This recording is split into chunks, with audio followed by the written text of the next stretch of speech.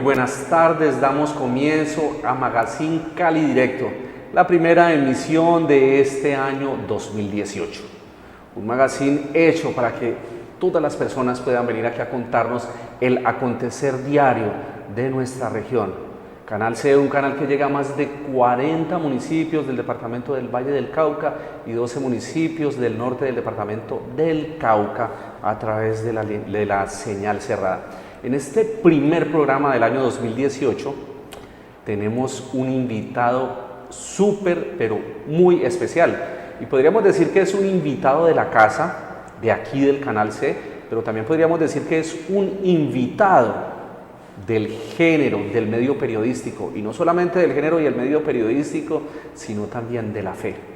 En esta tarde estamos con el padre Edilson Huérfano Ordóñez, 42 años, caleño de adopción, pero como muchos caleños, nacido en otra región de nuestra bella República de Colombia, del departamento del Tolima. Y también porque lo tenemos aquí, porque inicia un proceso bastante fuerte para él. ¿Y cuál es este proceso? Aspirar al Senado de la República por el partido de la U, número 14. Padre Edilson Huérfano, conocido en los medios de comunicación, trabaja en este momento en La Máxima, en el noticiero, digamos uno de los noticieros de Radio Bandera de nuestro municipio de Santiago de Cali. Bienvenido, padre. Muchísimas gracias, Leonardo. Muy buenas tardes para usted y para todos los televidentes que hasta ahora nos acompañan. Bueno, vamos a arrancar esta entrevista de lo general a lo particular. Y hablemos de lo que nos concita en primera instancia y tiene que ver con el hecho que usted está aspirando al Senado de la República. Obviamente, ¿por qué lo está haciendo? Si ha sido usted un líder comunitario que ha trabajado por las por las poblaciones menos favorecidas, por los adolescentes, por los muchachos que están en situación, digamos, de peligro, de todo esto de las pandillas. Cuando se habla que el Congreso de la República, pues digamos, no es un sitio para santos, y más que usted es un sacerdote de la Iglesia Ortodoxa. Bueno, precisamente, Leonardo, la respuesta surge a raíz de todos estos procesos sociales. La única forma de comenzar a generar espacios realmente en el país importantes, tanto para los jóvenes, para muchos sectores, es estando allá.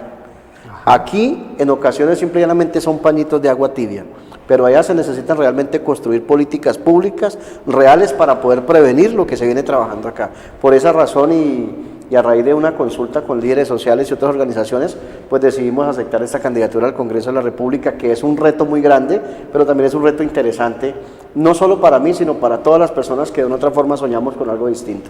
Bueno, padre Edilson Huérfano, el cura líder que logró la paz entre pandillas de la Comuna 6 de Cali, ¿por qué no le recordamos a nuestros televidentes en qué consistió este proceso? Bueno, este proceso consistió en trabajar con 4 de los grupos del barrio Petecuy, jóvenes que de una u otra forma vivían inmersos en un conflicto por territorio, pero que finalmente comprendieron con la comunidad que lo mejor era la convivencia y la paz territorial, pero sobre todo las oportunidades. Allí nace el proceso del barrio Petecuy, que fue un proceso llevado al cine luego por un director de cine caleño, Oscar Incapié, pero que ha servido de ejemplo a nivel nacional, no solo en Cali, sino ha servido de ejemplo en Medellín, en Cartagena, en Puerto Tejada también ha servido de ejemplo. Entonces es una dinámica y un proceso que realmente fue duro, cuestionado, porque algunas personas de la comunidad decían, pero ¿cómo es posible que ayuden a los bandidos y a mi hijo que es sano no? Pero como decía Jesús, los enfermos son los que requieren médico, que finalmente comprendimos que la paz urbana y estos procesos sí son posibles. Bueno, padre, nosotros empezamos a escuchar de usted en los medios de comunicación precisamente cuando se estaba elaborando este tema de la Comuna 6, esta zona en la que tiene que ver con el barrio Petecuy.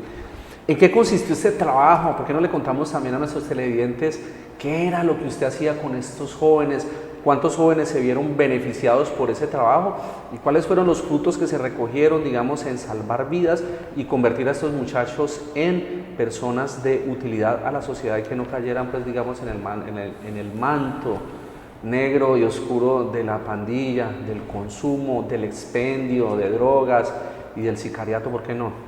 Bueno, el proceso consistió en comenzar a hacerlos sentir importantes.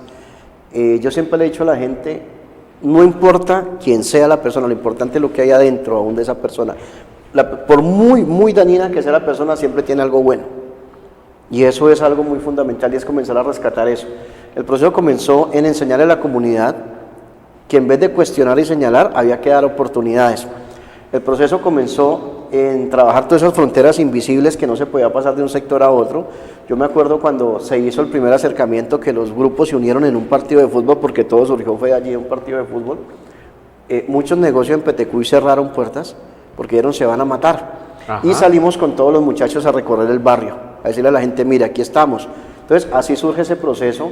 Fue una dinámica muy interesante porque fue surgiendo de la misma realidad de ellos. Quienes trabajamos allí no llegamos a imponer, sino a construir con ellos desde la misma dinámica. Por ejemplo, llegar a un punto que hay muchachos que consumían de colocarles un sofá y un televisor pequeño, un DVD, para que consumieran allá, pero que no estuvieran en la esquina consumiendo donde pasaban los niños del colegio. Entonces, algunos dijeron, pero ¿cómo le van a colocar a esos muchachos un sofá para que...? Eso no es ortodoxo. Claro. Haciendo cuenta de la iglesia que se pertenece. Para que consuman. Pero yo les decía, mire, ¿qué es mejor? El muchacho no le va a dejar de consumir de la noche a la mañana.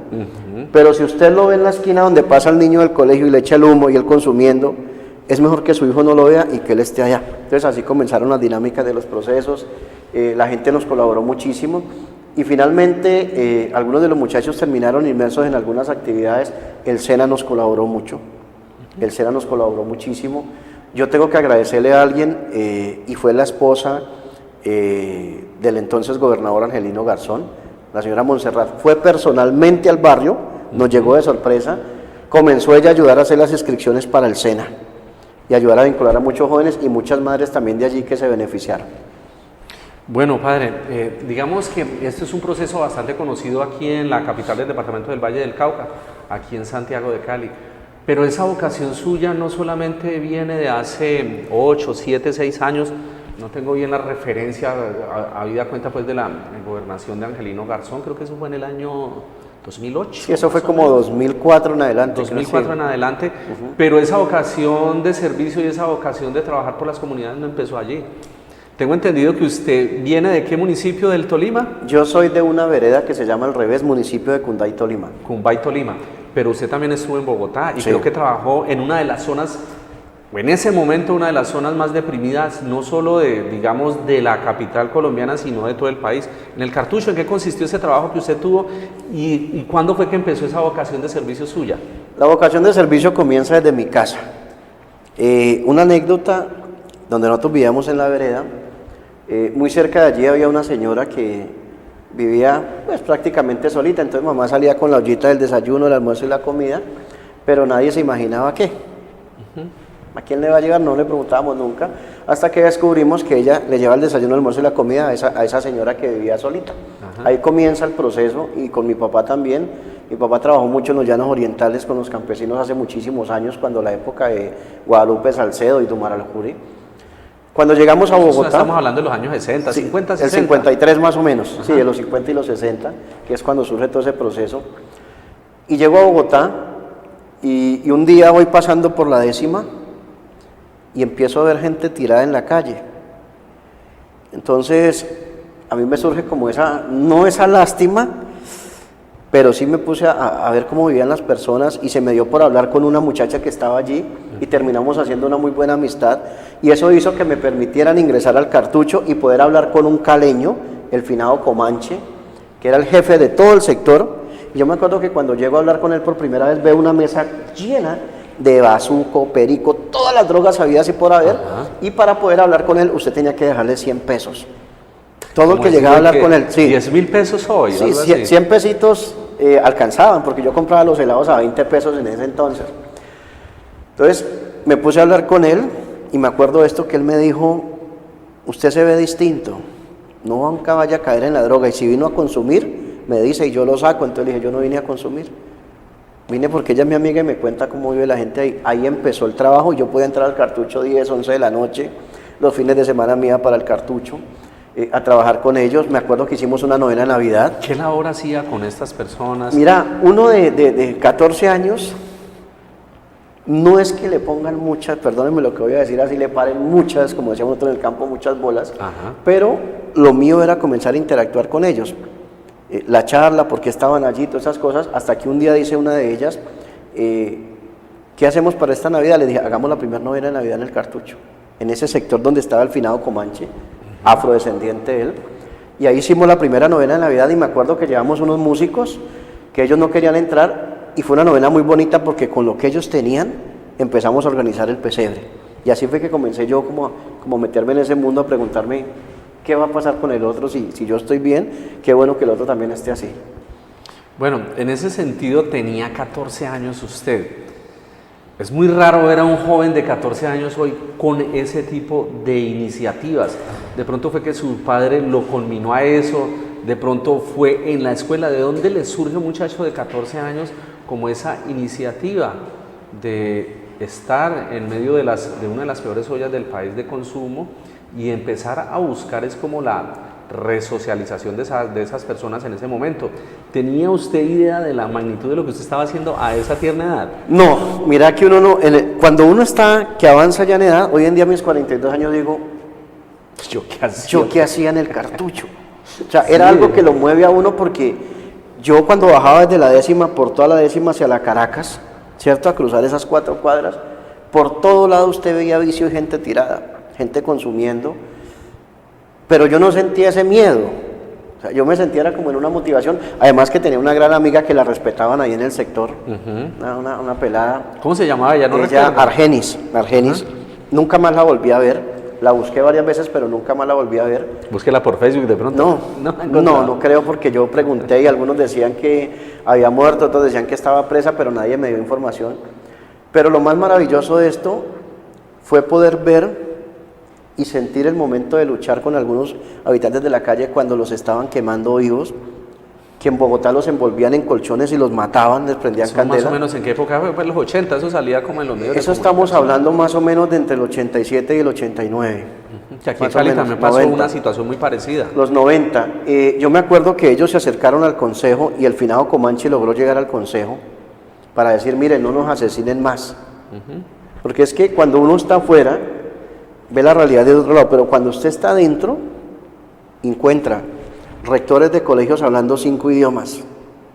Yo conocí un rector. Allí tirados en la calle soplando bazuco, aspirando pegante. Claro, yo conocí un rector de un colegio, de un barrio lujoso en Bogotá, consumiendo ahí tirado. Conocí gente que fue de la fuerza pública. Conocí modelos. Veía carros lujosísimos llegar con gente muy bien vestida a consumir. Me acuerdo tanto que un día llegó un señor con una maleta, duró casi 15 días consumiendo en el Cartucho, y lo que dicen los de la olla es que él salió sin un peso, todo se lo consumió, y que la plata que traía no era poquita. Consumo compulsivo, que es visto por la Organización Mundial de la Salud no como un problema de orden público, sino eminentemente un problema de salubridad. Y hacia allá deben conducir todas las políticas públicas. Sí, y muy curioso y era que mi mamá a veces, ¿y dónde está Edilson? Mamá, él se fue. Yo llegaba 11, 12 de la noche. Se me viene así como a la cabeza una imagen. No, él está en el Cartucho, no le llegaron a decir así. Mamá sabía dónde yo iba. Bueno. Sí, mi mamá sabía dónde yo iba y me decía, mi hijo, tenga cuidado, pero usted qué hace metido allá. Mamá, es que hay gente buena. Y fue algo muy bonito porque yo salía a coger mi bus, eran 15, 20 habitantes de la calle acompañándome y a veces yo iba a hacer paro del bus y ningún bus me paraba. Por Dios, claro. Ningún bus de los que pasaban por la avenida Caracas me paraba para llevarme a la casa, entonces me tocaba caminar o decirles a ellos, espérenme allá y yo cojo el bus. Y a veces me subía al bus y me decía, chofer, súbase rápido que manes nos van a robar. Bueno, y en ese trabajo que usted estaba realizando en ese momento, de pronto no tenía también que ver como de pronto una ligación con el tema de tratar de que estas personas dejaran ese consumo compulsivo, no los ayudaba usted a ingresar a una fundación, o en ese momento no estaba como enraizado el concepto de fundaciones de rehabilitación. No, ahí conocí a un familiar del señor que le decían Papá Jaramillo, que ayudaba a sacar niños de las alcantarillas. De las alcantarillas sí, de Bogotá, claro. Sí. Lo conocí a él haciendo también la Fundación Niños de los Andes. Niños de los Andes. Ahí lo conocí yo a él vive por el barrio Villaluz en Bogotá, y lo conocí tratando de ayudar gente también, entonces me fui pegando como al hermano un tiempo, pero lo mío era más como el diálogo y empecé también a hablarles de Dios. Entonces yo veía un Jesús más social, yo veía a Jesús más humano, pero ya sentía como esa atracción por el sacerdocio, pero un sacerdocio distinto. Yo decía, no es justo que mientras que ellos están aquí tirados, el clero, los pastores vivan rico, vivan bien, coman bien, y algo muy curioso. Era muy triste para mí ver afuera de la parroquia de los mártires, gente durmiendo en las calles tiradas, abuelitos tirados, mujeres tiradas y no tirados, cuando adentro habían habitaciones vacías. Entonces yo cuestionaba como toda esa situación. O sea, fue una serie de elementos que en últimas me llevaron a decir, yo quiero trabajar por el otro. Padre huérfano, yo veo en esta situación, cuando usted nos está hablando de que está adolescente, pero también el trabajo ya como un profesional, como una persona ya reconocida en nuestro medio, un hilo conductor, y es el hilo conductor, no sé si está equivocado, de un llamado de Dios. Sí, mira, y yo a veces le digo a mi Dios, yo le digo en oración, le digo, oiga Señor, usted se equivocó conmigo. Yo soy rebelde, no soy de los que soy conformistas, participado en paros y protestas. En ocasiones dentro de mi clero he sido como rebelde también porque he tenido posiciones duras, especialmente en una ocasión que nos iban a incardinar un sacerdote romano de Bogotá, pero él tenía problemas, había tenido problemas con muchachos. Entonces yo me descubrí eso y empecé entre todos los curas a hacer como esa protesta y decir, bueno, si el Señor viene aquí, denunciamos esto en medios de comunicación porque no vamos a permitir esa situación acá. Entonces, bajo esa rebeldía yo le digo a mi Dios, usted pudo haber llamado a alguien mejor, pero en ocasiones hablando con un amigo pastor me decía, mire Edilson, Dios no hace uso de lo bueno, y él escribe sobre líneas torcidas. Ese es su estilo de vida, esa es su fe, ese es su modo de ver el sacerdocio social, el Jesús humano, vívalo desde allí, y esa parte no la cambie. Yo a veces le digo a mi Dios en oración, Señor, pero usted ¿por qué me metió a mí en esta vaca loca?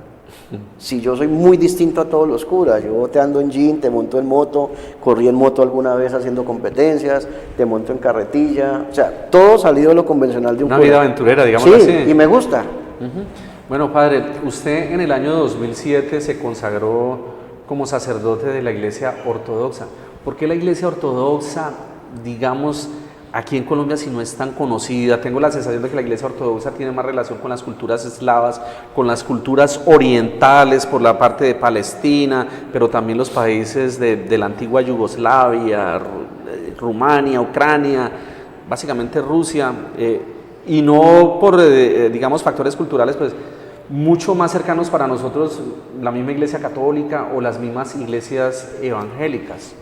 Mire, yo inicié en seminario romano. ¿Es de la Iglesia Católica? Sí, yo inicié en seminario romano, yo hice todo el proceso del año de discernimiento, todas esas cosas, me aceptaron, pero salí de allá que no quería saber ni de iglesia, ni de las cosas de la iglesia. Porque sea infidente, porque uno tiene la sensación de que hay muchas cosas que se pregonan en la Iglesia Católica, pero que en la realidad no se están cumpliendo, y para nadie es un secreto los casos constantes de pederastia, de homosexualismo, por ese mismo hecho de que los sacerdotes tienen que guardar un celibato que de pronto no está en ninguna parte de las escrituras, pero que la Iglesia la ha impuesto por una constante, digamos, económica en su momento dado en la época medieval. Mire, en ocasiones, cuando se está allí, se cree que es un mundo maravilloso. Y yo siempre le digo a la gente, hágase esta pregunta, ¿por qué ingresan 80 jóvenes y solo se ordenan 4, 5, 6? Entonces muchos de ellos en el camino se van retirando, descubren cosas y dicen, no es lo mío, ¿cierto? A pesar de que se tenga la vocación. También hay jóvenes allí, cuando yo estudié, que tenían buena vocación, pero se retiraron. ¿Qué los hace retirar a estos muchachos? Algunos no alcanzaban el tema económico para sostener la mensualidad, porque se sostiene. En el caso mío, yo sí sufrí una experiencia muy negativa con un sacerdote adentro. ¿Qué le pasó? Una experiencia muy negativa, un tipo de acoso. Lo difícil es salir a decirle a sus padres, me están acosando adentro, cuando vienes de un hogar que desde niño te enseñan a rezar el rosario, los 1000 Jesuses, las novenas, absolutamente todo. Cuando eres de misa diaria, ¿cómo le vas a decir a papá y mamá que me está pasando esta situación si el cura lo es todo, si el cura está en una burbuja? Yo me retiro del seminario, y siempre que alguien se retira del seminario, que ha sido, digámoslo así, que dice, yo me voy porque no es lo mío. Por lo general mandan una carta a las parroquias diciendo no tiene vocación, no sirve, y si el cura es buena gente, no te la lee en la comunidad. Si es mala gente, te la lee. Ajá. Porque a veces es una forma de bloquearte. Yo preferí retirarme, dije me voy, no quise saber de Dios. Un amigo sacerdote en Bogotá, Romano, me dijo, mira, no perdas esa vocación. Yo tengo amigos que son ortodoxos, que fueron compañeros míos también, y es bueno que hagas el ejercicio. Le dije, no quiero saber de nada. No quiero saber absolutamente de nada ni de nadie porque ya, pare de contar, esto quedó aquí y listo. Pero sin embargo Dios seguía tocando. Seguía tocando, había algo en la vida mía que me faltaba y yo decía, pero estoy bien, pero me falta algo más. Y me faltaba era esa emoción del trabajo social y de sentir las comunidades y de sentir la gente allí enfrente. Entonces retomo nuevamente el proceso, hago unos estudios sobre farmacodependencia con unos franciscanos anglicanos que son muy buenos en eso. Y empiezo a formarme con ellos también una parte, pero luego ya paso a la parte ortodoxa. Cuando usted está hablando de esto de los sacerdotes franciscanos ortodoxos, está hablando de hacer como un curso de operador terapéutico para poder trabajar con las personas drogodependientes. Ellos en Manizales, el Monseñor Juan de Jesús Torre Pereira, que es un franciscano anglicano, tienen un proceso solo con comunidades donde hay población, habitantes de la calle. Él celebra las Eucaristías es con los habitantes de la calle y todo el tiempo es allí con ellos. Creo que está más cercano al mensaje de Jesucristo. Claro, está entonces con los menos favorecidos, de lavarle los pies al más pobre, al leproso, al que nada tiene y que hay que levantarlo de esa posición. Claro, entonces ellos todos son profesionales y formados en esa línea.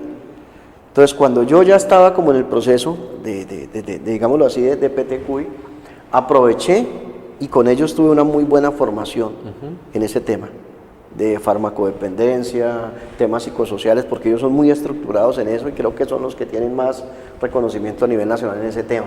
Y los hogares Claret creo que por el lado católico también tienen un proceso gigante. Sí, también tienen un proceso muy interesante. Entonces retomo el tema y me ordeno en el 2007 en Medellín, en una parroquia muy humilde en San Jorge. Me acuerdo que a mi señora madre me tocó llevarla en hombros para poderla subir al barrio, para poderla... ¿Así de empinado queda? Sí, porque son barrios de Medellín que son en ladera. Y la comida... ¿Qué comuna de Medellín es? No me acuerdo qué comuna es, pero es el barrio San Jorge, no recuerdo si es cerca al Santo Domingo Sabio, pero es un barrio de invasión, donde teníamos una capilla muy humilde y decidí que la ordenación fuera allá. Viajamos con mi mamá y mi papá, nos tocó subirla cargada porque mi mamá estaba enferma de las piernas y el banquete fue con la comunidad y el banquete fue sancocho. Qué buena ordenación y muy, digamos, sui generis y muy llevada, pues, digamos, a la, no sé, me suena como a la enjundia propia que tiene el sancocho, pero es la enjundia propia de nosotros como colombianos. Vamos a hablar un poquito de esta aspiración suya, la aspiración suya al Senado. El partido de la U, el número 14 al Senado, se puede votar en toda Colombia por usted. ¿Por qué el partido de la U? Bueno, partamos de algo. Nosotros no tenemos que tener miedo a enfrentar la corrupción. Y para enfrentar la corrupción hay que estar allí donde está la corrupción. Para nadie es un secreto que el partido de la U está cuestionado. ¿Todos? Y en su gran mayoría todos. Cambio Radical, Partido Liberal, el mismo Conservador, Opción Ciudadana. Investigaciones por parapolítica, narcotráfico, corrupción, senadores, congresistas presos, gobernadores presos, en cada uno de los partidos. Digamos, sin querer yo ser partidario de alguna de los grupos políticos, digamos que el que menos uno le encuentra, pues, pero también han salido casos de corrupción, es el Partido Verde, el de la Margarita. Sí, entonces nosotros siempre hemos dicho que no podemos quedarnos en el discurso de que nos están robando el país, en las protestas en las redes sociales diciendo estoy indignado, sino que hay que atacar la corrupción de frente. Entonces nosotros siempre nos quedamos y decimos, es que no tenemos oportunidades para estar allá. Las oportunidades sí las tenemos, pero el problema radica no tanto en el que compra los votos y el que se roba la plata de la salud y la educación, sino en la gente que está vendiendo el voto. Y le voy a poner un ejemplo muy sencillo. Musa Besaile ya tiene su candidato que es familiar, pero todos sabemos que el tipo es corrupto y robó. La pregunta es si hay opciones nuevas y sale elegido el familiar de Musa Besaile. ¿Quién es el corrupto? Musa, que de una u otra forma, con la plata de la educación de los niños, de la salud, lo que quiera llamarlo, hizo su campaña. 110.000 millones de Imagínate. pesos. Decía en una entrevista que hicieron en el canal Caracol anoche, 110.000 millones Mucha de plata. pesos fue el desfalco al departamento de Córdoba, que es el segundo departamento más pobre del país. Y eso es una situación Eso. bastante. Entonces, si hay opciones nuevas y la gente vuelve a elegir al familiar de Musa, ¿quién es el corrupto? Entonces nosotros estamos precisamente en esa oportunidad de generar esos cambios reales, de trabajar allá. Entonces alguien me decía, pero es que el partido de la U está cuestionado. Maestro, muchos partidos son cuestionados. Aquí el tema no es de partido, el tema es de personas. Y a eso es lo que nosotros le estamos apostando. A estar allí y comenzar a trabajar desde allí. Porque es que hay algo que es muy cierto. Jesús estuvo en medio de ladrones, pero Jesús no se contaminó. Exactamente. Bueno, recordando, estamos esta tarde con el padre Edilson Huérfano, bastante conocido en los medios de comunicación, bastante conocido también en el trabajo social, digamos, con los jóvenes vulnerables.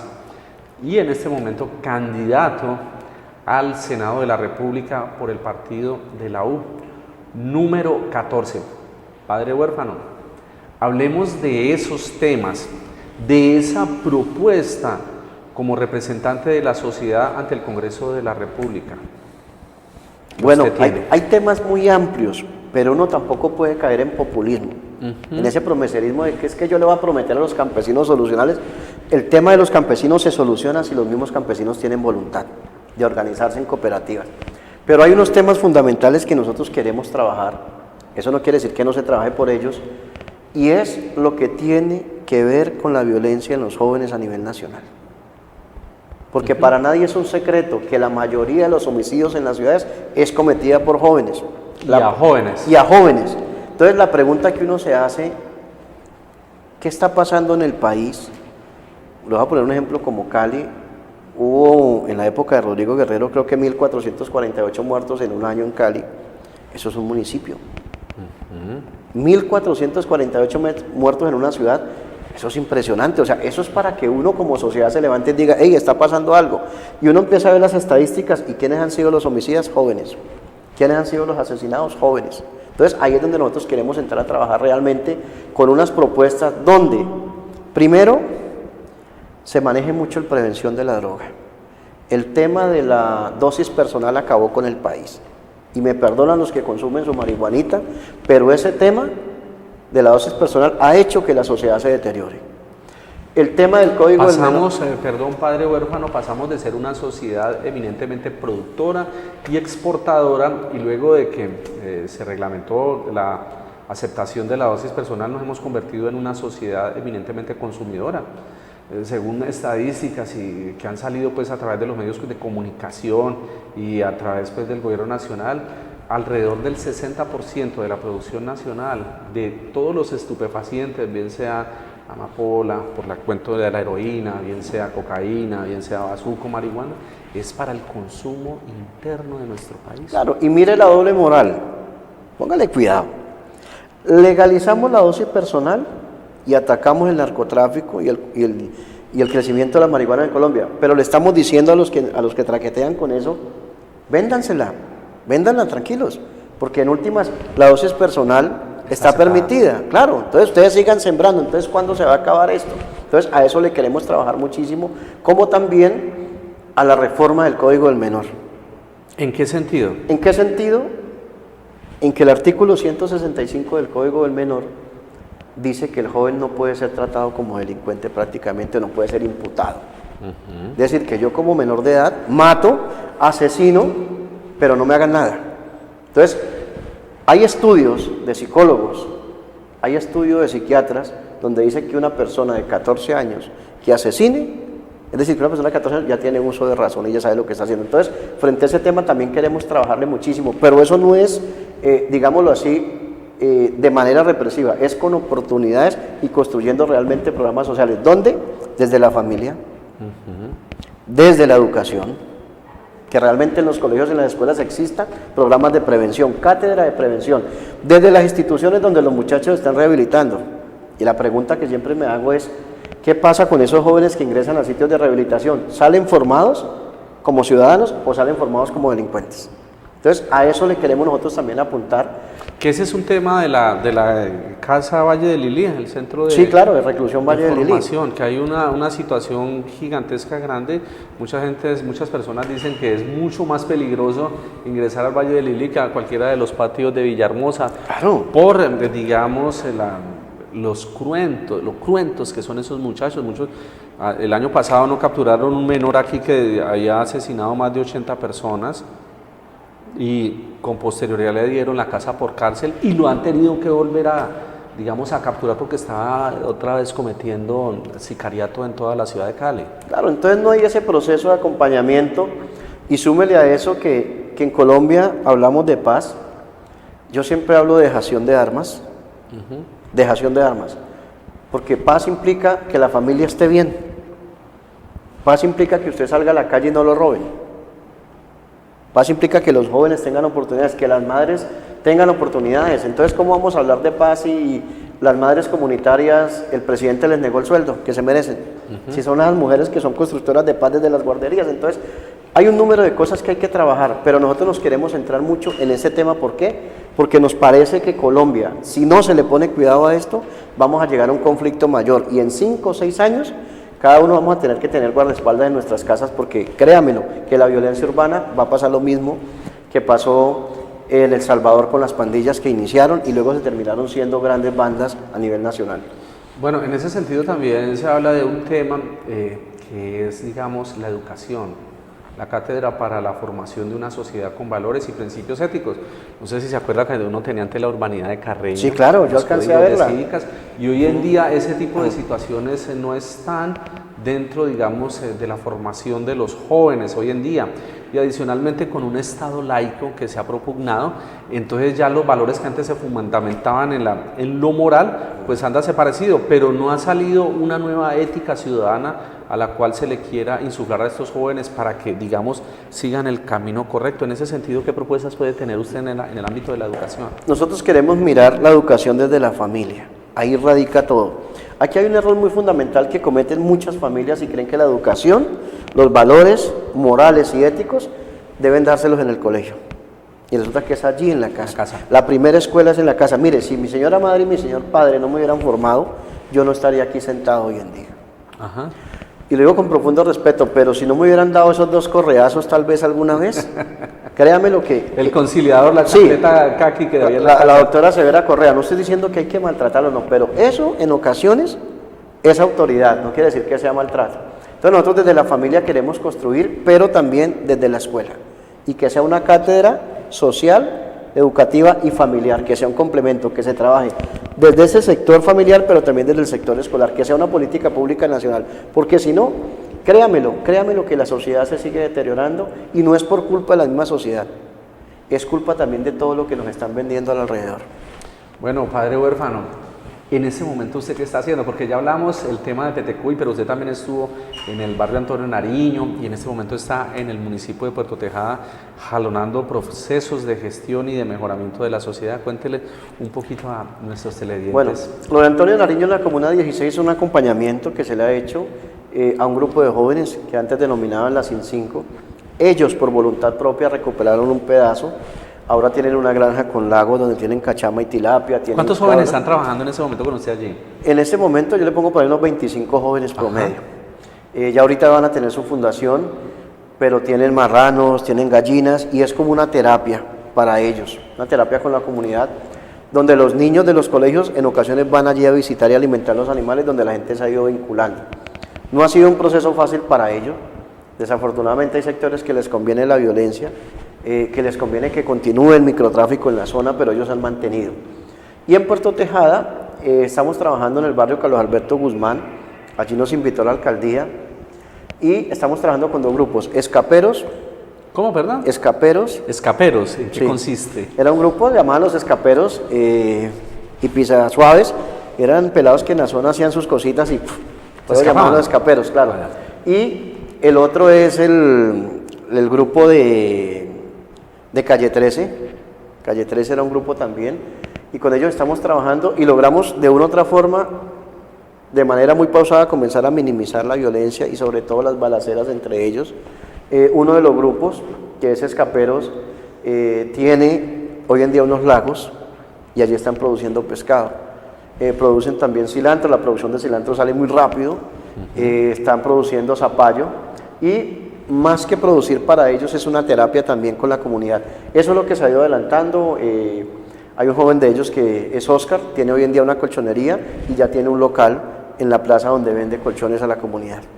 Bueno, padre, ¿qué características particulares ha encontrado usted en este municipio del norte del Cauca, Puerto Tejada, afrodescendiente, que haya sido, digamos, como un lugar donde la violencia ha prosperado, es fuerte?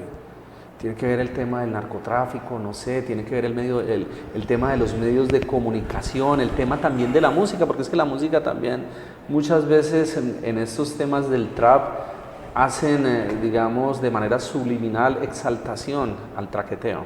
Mire, hay un fenómeno que surge allí, es del fenómeno paramilitar. Muchos de los grupos que están allí son el coletazo, los paramilitares cuando estuvieron allí. Muchos de ellos dejaron armamento, los muchachos los cogieron, pero también hay un conflicto, digámoslo así, como generacional. Entonces, los grandes se van muriendo y los niños van subiendo y van ocupando esos espacios, pero son más espacios de venganza. Usted me mató a mi hermano, yo subo y voy a empezar a matar también. Eso y yo hago lo que hacía mi hermano. Claro. Ese es un proceso de enseñanza, repetición de lo que hacían los mayores. Claro, pero el gran problema en sí,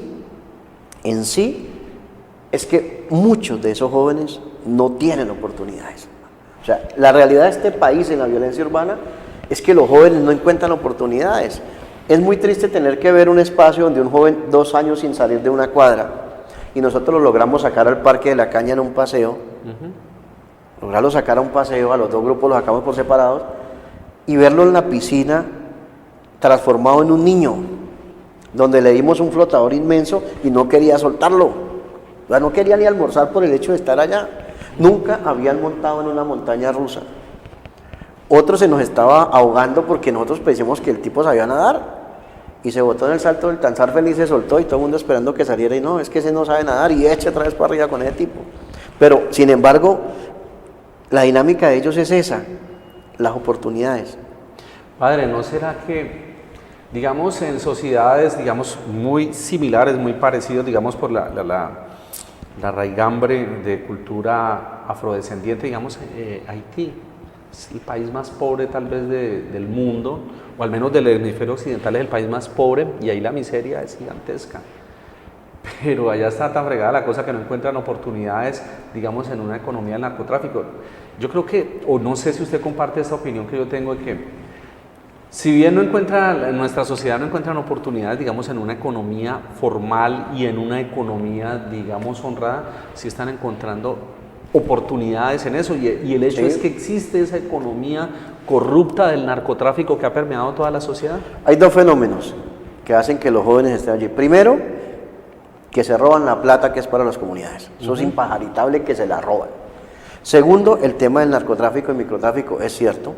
A muchos de los jóvenes les ofrecen expender droga y los jóvenes están en su sector y la cogen como opción. Claro, porque es que la plata les llega allí y ellos llevan un porcentaje. Por ejemplo, uno de los jóvenes, él tenía una olla de microtráfico. Sí. Y él vivía de eso y ganaba bien, pero la cerró de manera voluntaria. La cerró. Digo, no más y no más y no voy más con esto. Estoy en este proceso de vida. Entonces, eso es muy cierto lo que usted plantea. El tema del microtráfico, mientras que no se ataque donde se tiene que atacar. Es que el problema del microtráfico no es en las ciudades. El problema del microtráfico no es donde cultivan la coca. El problema está en los cristalizaderos. Y el gobierno sabe dónde está. El ministro de Defensa sabe dónde está. Los militares saben dónde está. La pregunta es ¿por qué no los atacan? Bueno, padre, nos dice nuestro productor al aire, Edison, que ya nos queda muy poquito tiempo. Creo que nos queda, Edison, menos de un minutico. ¿Por qué los televidentes, las personas que nos están viendo a esta hora en directo y con repetición, y adicionalmente pueden repetir esta entrevista a través del canal YouTube del Canal C? Además, esta entrevista se publica también en la página Soy de Cali, que tiene más de 47.000 seguidores. ¿Por qué deben votar por usted? ¿Por qué deben de votar por el U14, por el padre del huérfano? Por una sencilla razón. Porque en Colombia los cambios hay que darlos. porque no le podemos seguir haciendo el juego a la corrupción, porque no podemos seguirnos quedando en las quejas, en las redes sociales, sino que ir a la acción. ¿Por qué deben votar por el padre Edilson Huérfano? Porque tengo una trayectoria a nivel local, regional y ya nacional sobre los temas sociales, y créanme que quiero trabajar muy bien por lo que tiene que trabajar en este país.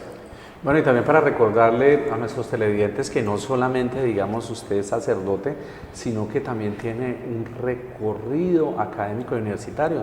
Usted es licenciado en Educación de la Universidad del Magdalena, según tengo entendido. Sí. Entendido, pero también en este momento está adelantando una maestría. Sí, soy especialista en atención psicosocial a víctimas y sobrevivientes de la San Buenaventura Cali. Ajá. Actualmente curso una maestría en gestión social, pero tengo también estudios de gestión comunitaria, desarrollo microempresarial. Tengo estudios en preescolar también, soy experto, por ejemplo, en resolución de conflictos, en conflicto social armado interno colombiano también, varios diplomados en la Santiago, entonces siempre tengo como esa formación. Por homologación, saqué mi título de periodista también cuando el gobierno nacional sacó la resolución, yo me presenté en Bogotá con unos antioqueños y saqué el título también, porque llevaba muchos años trabajando en medios como empírico. Bueno, volviendo a esas frases de cajón, el padre Edilson Huérfano, más preparado que un cumis, que decimos aquí los vallecaucanos. Aquí tienen una excelente opción para estas elecciones que son el próximo 11 de marzo al Congreso de la República. En el tapete está el padre Edilson Huérfano, el partido de la U número 14. Y muchas gracias, padre, por estar con usted. Este primer programa del año 2015 empieza bendecido porque usted es una persona que está en la fe de Dios y está construyendo sociedad desde esa misma fortaleza que le coloca a uno Dios, que está por encima, está por debajo, está a un lado, está al otro lado, está enfrente y siempre nos está protegiendo. Muchas gracias por estar con nosotros. A usted y a todos los televidentes un abrazo, y recuerde que Dios nos ama como nosotros somos. No necesitamos modificar nada, como somos nos ama. Bueno, y el próximo miércoles aquí, otra vez en el canal C, Magazine Cali Directo, a las 2 de la tarde con otros invitados de mucha importancia y trayectoria en nuestra región. Muy buenas tardes.